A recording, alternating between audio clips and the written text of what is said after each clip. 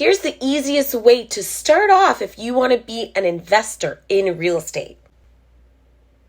It's pre-construction. And I'll tell you why.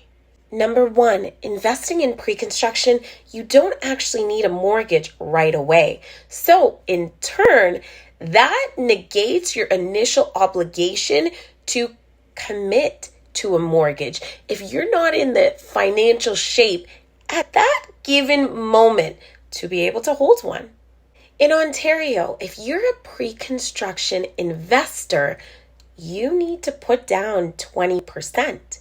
But the benefit of investing in pre-construction is you don't need that 20% right away. On the other hand, you're doing installments over 3 or 4 years even. So you can stretch out this 20% where you can't do that in resale. And number 3, it's kind of a backwards way to look at it, but this is the best forced savings account.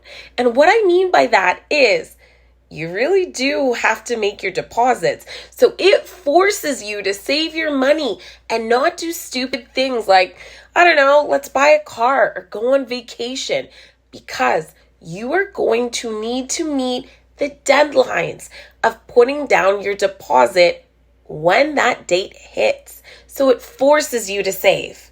Now, with all of this, I do have some food for thought.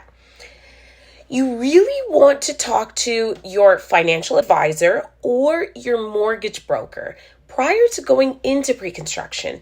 The reason being is, yes, it's great that you don't need the 20% right away, but if you miss one of the deposits for whichever date, you run the risk of forfeiting your other deposits and not actually being able to close on the property that you have just bought. You face going into not only legal, you face going into financial hardship. So you really do want to consider whether pre-construction is the way to go for you. But if you know you're sitting on a lump sum of cash, this is a great avenue for you to execute and start your investment opportunities. If you have any questions, always reach out.